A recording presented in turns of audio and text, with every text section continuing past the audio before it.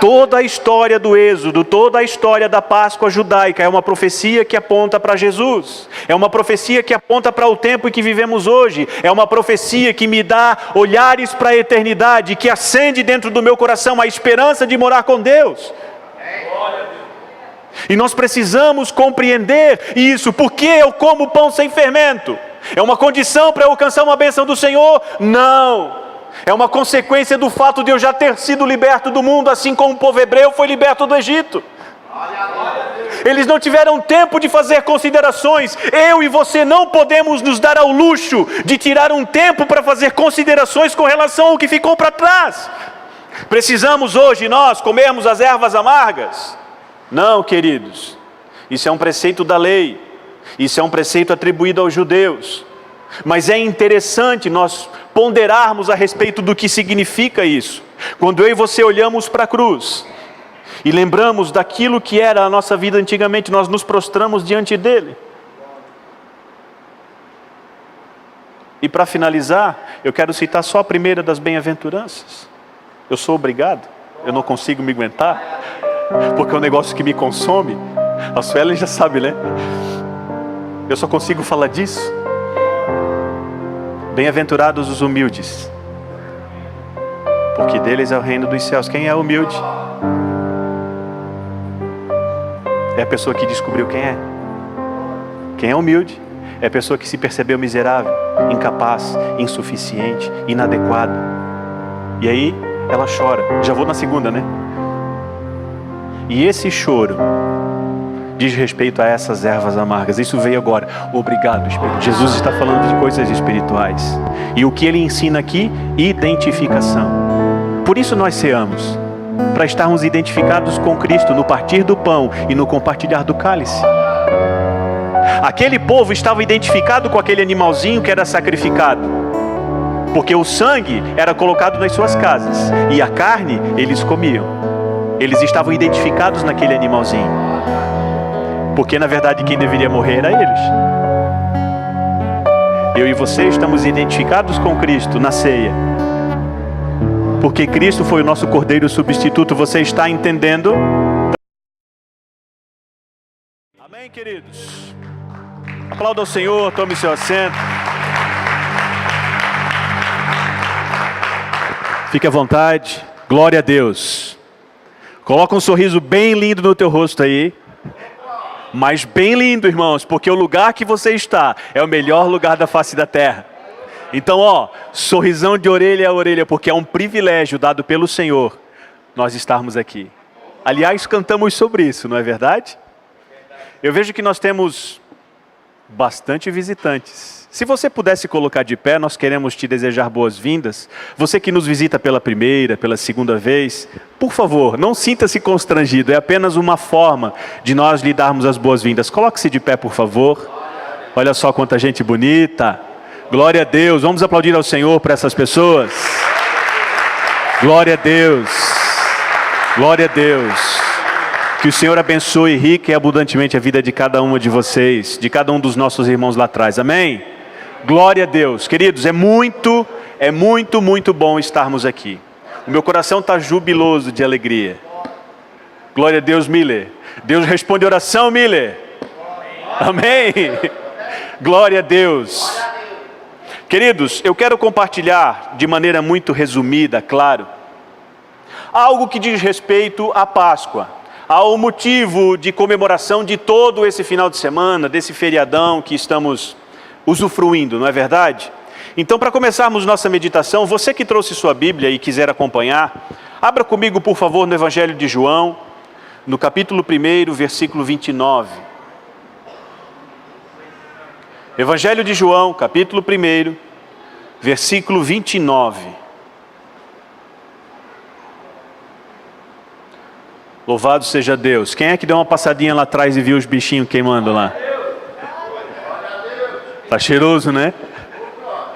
Teve alguns irmãos que já foram lá dar uma beliscada. Diz que tá bom. Eu ainda não fui, né? Tô só com água na boca. Mas já nós vamos participar então daquele presente que os nossos irmãos nos concederam e de uma mesa farta, proporcionada por você.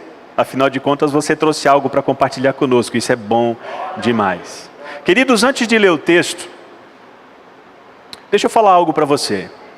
Deus, na pessoa do Espírito Santo, é o professor por excelência, sabia? Ele é o professor dos professores. Por quê? Ele usa de um método, um só, para ensinar a mim e a você os preceitos da eternidade. Qual é? O método da repetição.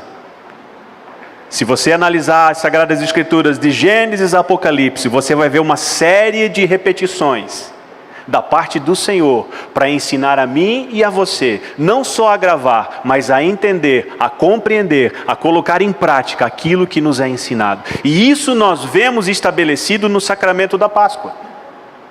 Afinal de contas, quando Deus ordenou que o seu povo, a nação de Israel, comemorasse a Páscoa, ano após ano, geração após geração, era para um motivo, para que eles trouxessem à memória o que Deus havia feito. Então, à medida que eles iam lembrando e relembrando ano após ano, eles iam fixando nos seus corações essa realidade celestial. E isso sempre deu a eles esperança. Da mesma forma, Jesus, quando instituiu a Santa Ceia, o que ele disse? Fazei isto todas as vezes que vocês se reunirem em memória de mim, até que chegue o dia onde eu sentarei à mesa com vocês novamente. Então, o método de repetição é um método de Deus, para que eu e você sejamos inseridos nas regiões celestiais, para que eu e você sejamos participantes das dádivas do céu. A repetição é o método de Deus, infalível, para que eu e você alcancemos a realidade espiritual. Amém, queridos? Nós, como pastores, como ministros do Evangelho, não inventamos novidade. Nós não trazemos algo que esteja misteriosamente escondido dos teus olhos. Não. A nossa responsabilidade é apenas repetir o que os santos apóstolos puseram como fundamento para a igreja. Qual é o motivo dessa reunião? Repetirmos uma doutrina bíblica a respeito da nossa vida eterna, a respeito da nossa salvação. Amém? Então diga comigo, a repetição é o método de Deus para me inserir nas realidades espirituais. Amém, glória a Deus. Evangelho de João, capítulo 1, versículo 29, diz o seguinte: no dia seguinte, viu João a Jesus, que vinha para ele e disse: eis o Cordeiro de Deus que tira o pecado do mundo. Diga comigo, eis o Cordeiro de Deus. Eis o Cordeiro de Deus. Mais alto, eis o Cordeiro de Deus. Que tira o pecado do mundo. Glória a Deus. Eis o Cordeiro de Deus que tira o pecado do mundo. O que João fez? Repetiu o que vinha sendo anunciado pela lei de Deus, pelos santos profetas e servos do Senhor que antecederam a João. Eis o Cordeiro de Deus. Eu vi e testifico. Foi isso que ele fez. Agora, queridos, toda a realidade que é repetida, toda a realidade que é ensinada no que diz respeito às Escrituras, tem sempre um começo, tem sempre uma origem. No decorrer das semanas que antecederam esse dia, nós falávamos aos irmãos que hoje nós tínhamos assentado no nosso coração trazer algo a respeito da origem da Páscoa. Como tudo começou, o que significava tudo aquilo e o que isso representa hoje para mim, que sou cristão, para mim, que não sou judeu por natureza e que não vivo debaixo de um jugo de lei. O que isso significa para mim hoje? Para que nós comecemos a nossa história, alguns conhecem, outros não conhecem, nós precisamos voltar um pouquinho no tempo, bastante na verdade, né? Lá na história do Êxodo. Então, se você quiser me acompanhar, livro do Êxodo, segundo livro da Bíblia Sagrada, no capítulo 12. Fique atento, irmãos. Essa é uma noite memorável. Amém? Tudo o que eu vou falar aqui agora é o que está contido no capítulo 12 de Êxodo. Pedi que você abrisse para que você pudesse acompanhar. Não vamos ler, o tempo não nos permite. Mas qual é a origem disso tudo? Como é que se deu a instituição da Páscoa? Por que Deus estabeleceu esse negócio? Para que o seu povo trouxesse à memória as maravilhas que Deus havia feito por eles. Talvez todos nós, se não a grande maioria, conhece a história dos 10 mandamentos. conhecem a história das 10 pragas, conhecem o fato de que o povo de Israel permaneceu escravo no Egito por 430 anos. Quem sabe disso? Algumas pessoas não sabem, viu? Então é importante que nós venhamos trazer essas verdades. O que aconteceu, trocando em miúdos, então, para que você possa entender de maneira muito rápida? Moisés é levantado por Deus para resgatar a nação de Israel. Disse: Moisés, eu te chamei, e você vai libertar o meu povo, porque eu tenho uma promessa a cumprir. E Moisés, então, chega a Faraó e diz: olha, o meu Deus manda te dizer que você deve deixar o seu povo partir. Pensa, uma realidade espiritual sendo transmitida a uma pessoa completamente natural. Tem alguma chance disso dar certo? Nenhuma chance. Até porque Deus falou que endureceria o coração de Faraó para que ele não entendesse e para que ele não atendesse à voz de Moisés. A história conta que o Egito passou, por conta dessa dureza de coração de Faraó, por 9 pragas. Não vou entrar no detalhe das pragas porque eu precisaria de muito mais tempo. Mas 9 pragas se passaram. 9 vezes Faraó teve a oportunidade de obedecer ao Senhor, mas por 9 vezes o seu coração foi endurecido e Deus foi mostrando, praga após praga, todo o seu poder na nação do Egito. Chega então a 10ª e última praga, que é a morte dos primogênitos. Deus chega a Moisés e diz: Moisés, o negócio é o seguinte: agora Faraó vai liberar o povo. Agora eu vou executar todo o meu poder, todo o meu juízo em Faraó e na nação do Egito.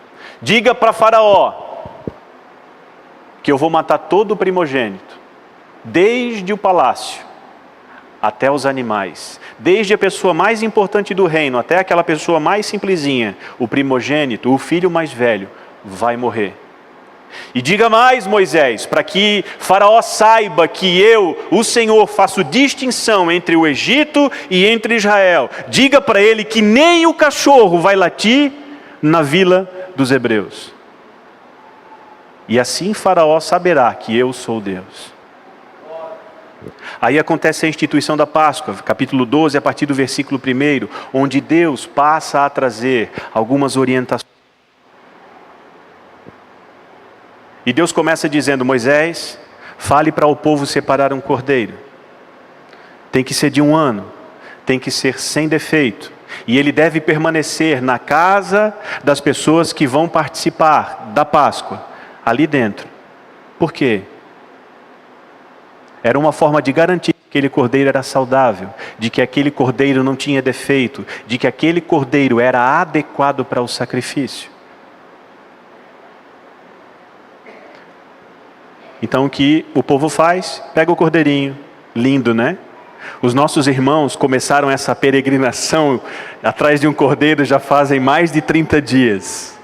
Então nós sabemos bem o que é isso, irmãos. Correr atrás de um cordeiro, escolher algum que fosse adequado para a festa, para a ocasião, né? Pedir que a mulher tratasse dele com cuidado, com carinho, para depois chegar lá no dia e dizer: ó, chegou a hora.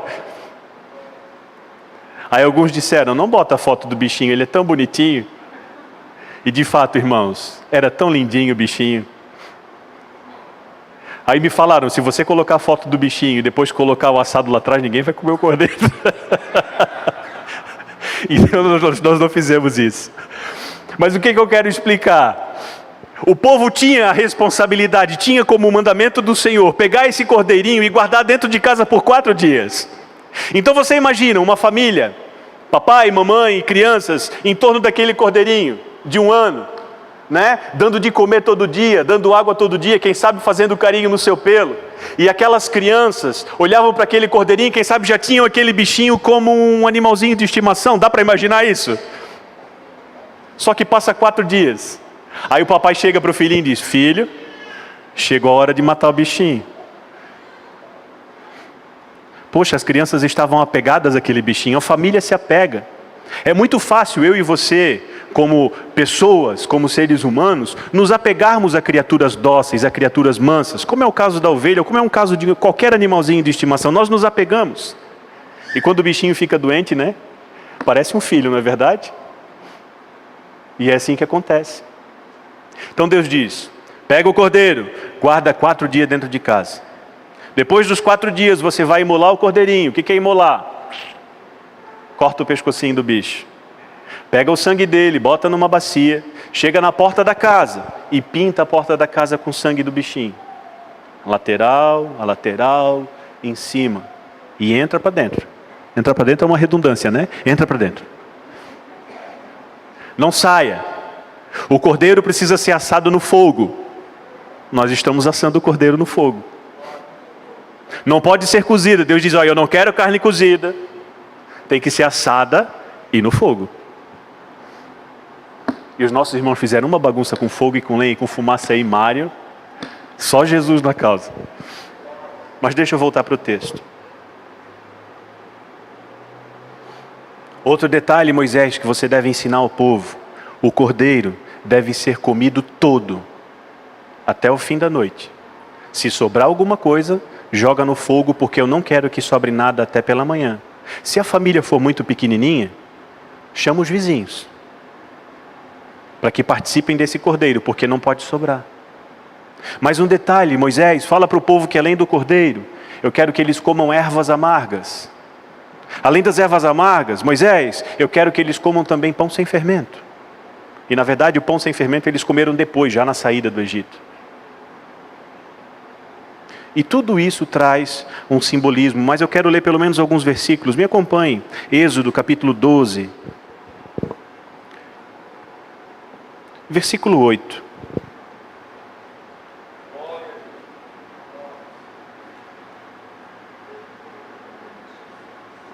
Estou aqui traçando um pequeno pano de fundo para situar você nessa questão da Páscoa. Já já você vai entender melhor. Capítulo 12, versículo 8 de Êxodo, diz assim, naquela noite, Deus trazendo as instruções para o povo, tá? Naquela noite comerão a carne assada no fogo com pães asmos e ervas amargas a comerão. Não comereis do animal nada cru, nem cozido em água, porém assado ao fogo. Inclusive a cabeça, as pernas e a fressura. Algumas versões não colocam a palavra inclusive. Normalmente a King James apresenta essa versão. Versículo 10. Nada deixareis dele até pela manhã, o que porém ficar até pela manhã, queimá-lo-eis. Versículo 11. Desta maneira o comereis. Lombo cingido, sandália nos pés, cajado na mão, comê-lo-eis à pressa. É a Páscoa do Senhor. As instruções continuam e Deus diz assim, Moisés, diga ao povo que eu quero que eles façam exatamente deste jeito, porque daqui a pouco, à meia-noite, eu vou passar pela terra do Egito. Essa palavra passar, no original hebraico, significa atravessar pelo meio, e eu vou executar juízo. Mas eu também passarei pela vila dos hebreus, e essa palavra passar não é a mesma que Deus usou para o Egito. Ele disse, eu vou passar por cima. Da onde origina o nome Páscoa? Pechá, Pesach, eu não sei como é que pronuncia esse negócio. Pachá. Então quando Deus olha para o povo e diz, aqui é o povo que tem o sangue pintado nas portas. Ele passa por cima e livra o povo. Não executa juízo. Quando ele chega no povo do Egito, ele atravessa pelo meio e executa a sentença. E Deus disse, na casa que não tiver o sangue na porta, eu vou atravessar no meio. Eu estou colocando nesses termos porque assim fica melhor para entender. A palavra original no hebraico é abar, atravessar pelo meio. E a palavra original é pechá ou pachá, que significa passar como quem paira por cima. Ali começa o significado e a origem do termo da Páscoa. Amém? Então sobre um grupo de pessoas, Deus passa protegendo, pairando, como uma ave que paira sobre os seus pintinhos e sobre os seus filhotinhos. Sobre um outro grupo de pessoas, Deus atravessa no meio e executa juízo, executa sentença. Aqui começa a história da Páscoa. E você deve lembrar que nós começamos lendo João capítulo 1, que diz, eis o Cordeiro de Deus que tira o pecado do mundo. Eu estou sem tempo e eu preciso acabar logo, para que possamos participar da nossa janta. Vimos aqui que uma das orientações de Deus era um cordeiro de 1 ano sem defeito. O cordeiro de um ano é um cordeiro no pleno vigor da sua vida. Jesus, como cordeiro de Deus, foi oferecido em sacrifício no pleno vigor da sua idade, com 30 e poucos anos. Aquele cordeiro, preste atenção, irmãos, necessariamente precisava ficar na casa da família que ia comê-lo por 4 dias. O ministério de Jesus na terra durou cerca de 3 anos e meio, mas tem um detalhe que mais me impressiona. Ele entrou em Jerusalém 4 dias antes de ser oferecido em sacrifício. 4 dias, Altemir. Então preste atenção. Aquele cordeirinho fazia parte do dia a dia da família. Aquele cordeirinho se tornou querido pelos membros daquela casa. Jesus, quando entra em Jerusalém e permanece 4 dias ali, o que ele faz? Ensina coisas concernentes ao reino. O que ele faz? Ele atrai para si a atenção de muitas pessoas. Uns se apegam a ele, outros querem apedrejá-lo, mas a verdade é que ele permanece em casa durante 4 dias. E ao 4º dia, como o cordeirinho da Páscoa dos judeus, Jesus também é oferecido em sacrifício. Tá, onde é que entra a erva amarga, por favor? E onde é que entra o pão sem fermento, por favor? Erva amarga, eu procurei, sondei, perscrutei, olha, e pesquisei para ver se eu encontrava alguma orientação clara, biblicamente falando, a respeito do significado disso. Não encontrei. Mas muitos historiadores, muitos estudiosos, muitos teólogos concordam que as ervas amargas era para que o povo comesse em memória da amargura que eles sofriam no Egito como escravos. Então, quando eles comiam aquelas ervas amargas, eles lembravam do amargor da escravidão. Meu, como era ruim a minha vida. Nós temos aqui, ó. E eu faço questão de servir para alguns de vocês. Quero ver se vocês vão fazer cara feia, né? E o pão sem fermento? O pão sem fermento já é um pouco diferente. Você encontra várias menções bíblicas a respeito do significado e da representação daquele item. E o que a Bíblia ensina? Que o pão era para comer sem fermento, naquele caso ali, representando a pressa com a qual eles deveriam sair do Egito. Ou seja, eles não poderiam ter aquele tempo para fazer ponderações. Enquanto eu estava meditando na tarde de hoje, uma história me chamou a atenção. Ló e a sua família. Quem conhece a história de Ló e da sua família? Eles tiveram que sair de Sodoma às pressas, não é verdade? Eles não tiveram tempo de fazer considerações. Verdade? Eles não tiveram tempo de ajuntar algumas das suas coisas para seguir em viagem. Não, o anjo pegou eles pela mão e disse: vaza, e não olha para trás. Só que a mulher de Ló, o que a história bíblica conta? E se transformou numa estátua de sal. Aquele tempo que ela teve de olhar para trás, dizia respeito à consideração que ela estava fazendo com respeito àquilo que ela estava abandonando. E Deus, quando olha para o povo hebreu e diz: olha, vocês vão comer pão sem fermento, porque eu não quero que vocês considerem o que ficou para trás. Você encontra essa realidade em Deuteronômio 16, se você quiser ler. Vocês vão comer o pão apressadamente. O pão sem fermento também simboliza, tipifica uma vida sem pecado, uma vida sem mancha, uma vida sem malícia, uma vida devotada a Deus, uma vida pura.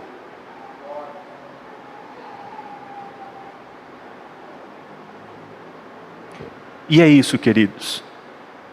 Durante a minha meditação eu pude encontrar muitos preceitos de homens, muitas tradições de anciãos, que com o decorrer dos séculos foram acrescentando itens à ceia.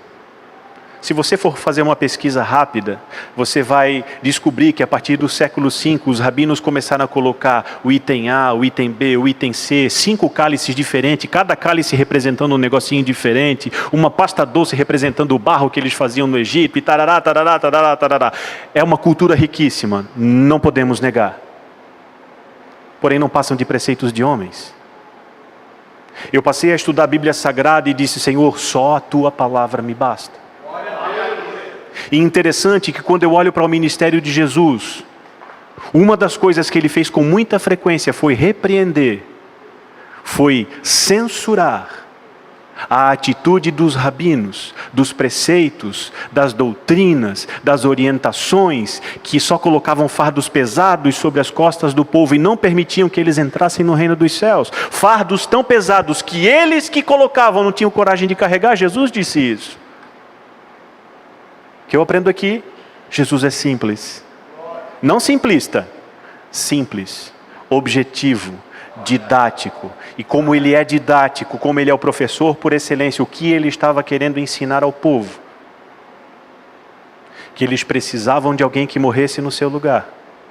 E tinham que trazer à memória que a vida sem Jesus é ruim demais. Eis o Cordeiro de Deus que tira o pecado do mundo. Chega a última ceia, né? Que ceia era essa? Essa.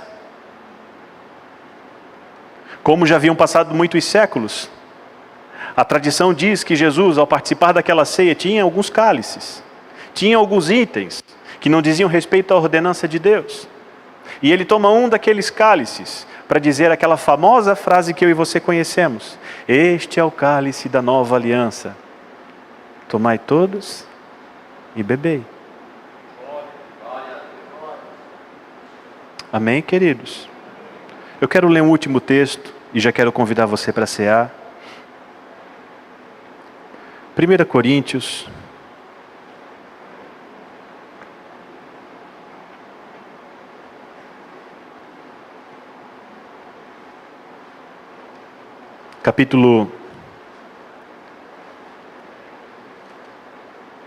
capítulo 5, versículo 7.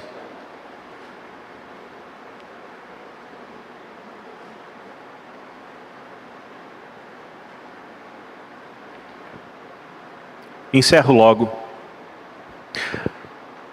1 Coríntios capítulo 5, versículo 7 diz o seguinte: lançai fora o fermento velho para que sejais nova massa, como sois de fato sem fermento.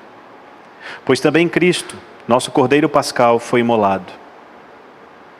Por isso celebremos a festa não com o fermento velho, nem com o fermento da maldade e da malícia, e sim com os asmos da sinceridade e da verdade.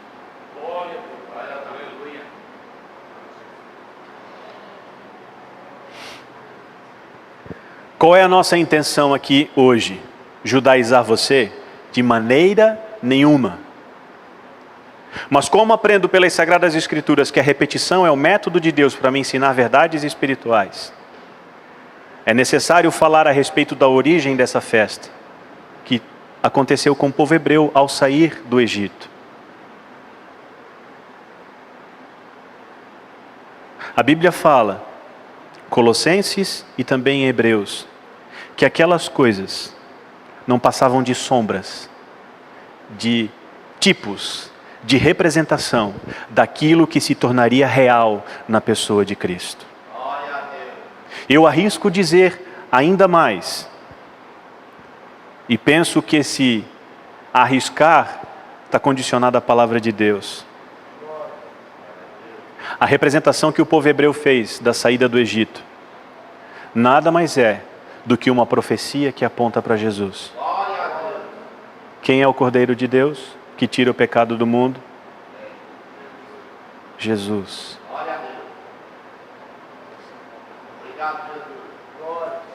O que representam os pães asmos para mim e para você hoje? Não é uma condicional para que eu alcance a salvação. Note, se você ler atentamente a história do Êxodo, você vai ver que o pão sem fermento eles comeram às pressas depois de sair do Egito. Então, pão sem fermento não é uma condicional para que eu alcance algo. Muito pelo contrário, é uma consequência do fato de eu já ter sido liberto. O texto fala, o povo não teve tempo de esperar a massa levedar, presbítero Otami.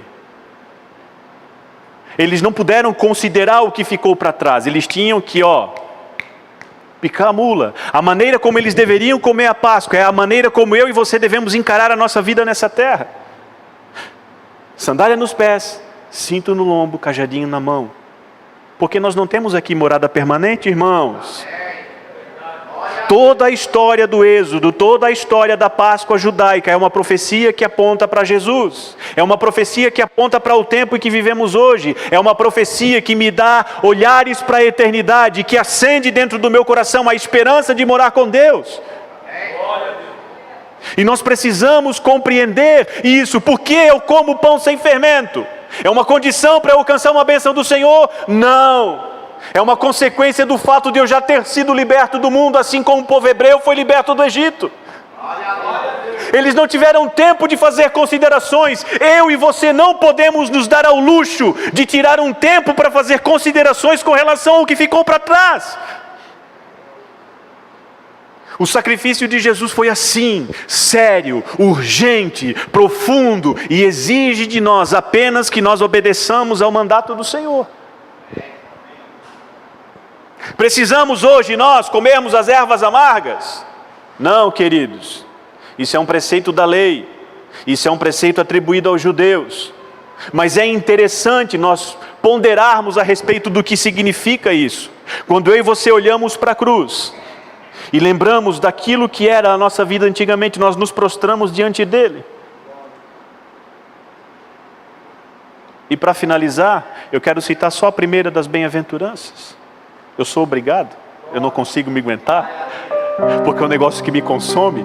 A Suelen já sabe, né? Eu só consigo falar disso. Bem-aventurados os humildes, porque deles é o reino dos céus. Quem é humilde? É a pessoa que descobriu quem é. Quem é humilde? É a pessoa que se percebeu miserável, incapaz, insuficiente, inadequado. E aí ela chora. Já vou na segunda, né? E esse choro diz respeito a essas ervas amargas. Isso veio agora. Obrigado, Espírito Santo. Essa eu vou anotar nas bem-aventuranças. Primeiro você se humilha, ou seja, você reconhece que não é nada. Aí você chora. E esse choro da segunda bem-aventurança é exatamente isso. Um lamento sofrível. Aquele que bate no peito como quem sente dor e diz: ai de mim.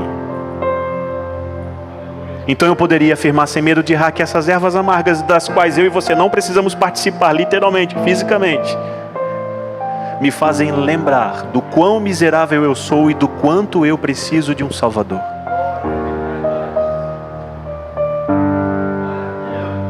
E aquele sangue que era pintado na porta é o sangue de Jesus vertido na cruz. Da mesma forma que aquele sangue fazia o Senhor passar por cima e não executar juízo, o sangue de Jesus sobre a vida do pecador faz o Senhor olhar para nós como quem vê o próprio Filho. E Ele não mais executa a sentença. É lindo, né? Só existe uma maneira, irmãos, de sermos poupados.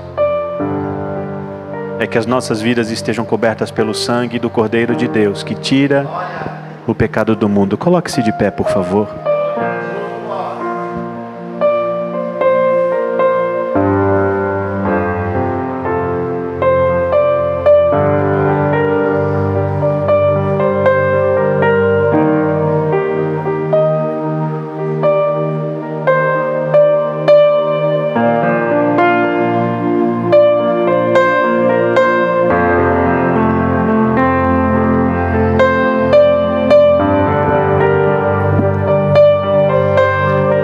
O tempo que tivemos não me permitiu discorrer mais detalhadamente a respeito da Páscoa.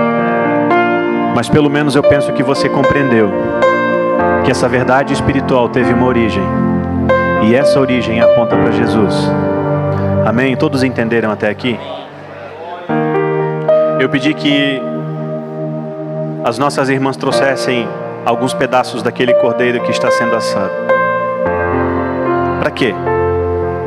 Porque eu quero dar a alguns de vocês aqui. Por quê? Eu quero fazer algo didático. Eu não vou chamar de ato profético, porque muitos dos nossos atos proféticos não passam de atos patéticos. Por quê? Porque o maior ato profético que existe é eu andar sobre a palavra.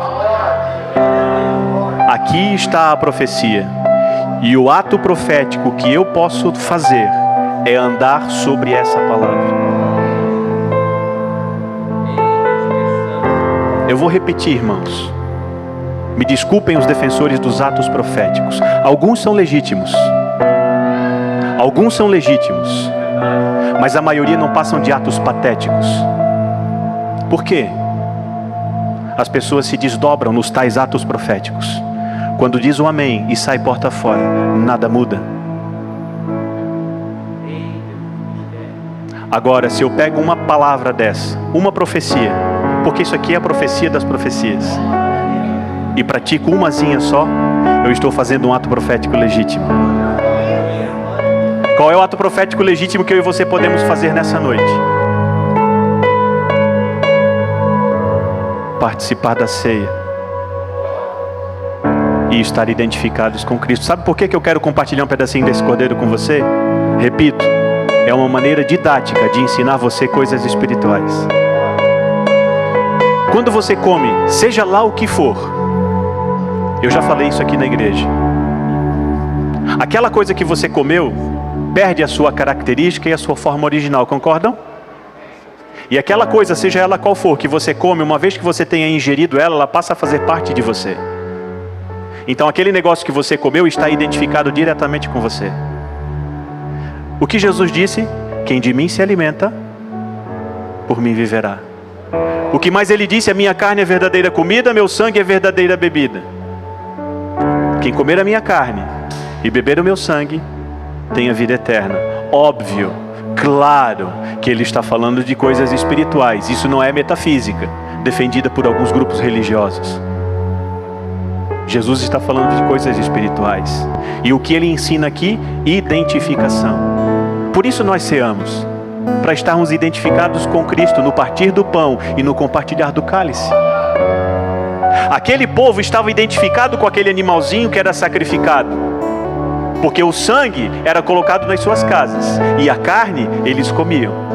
Eles estavam identificados naquele animalzinho, porque na verdade quem deveria morrer era eles. Eu e você estamos identificados com Cristo na ceia, porque Cristo foi o nosso cordeiro substituto. Você está entendendo? Traz aqui, irmão, bota aqui na mesa.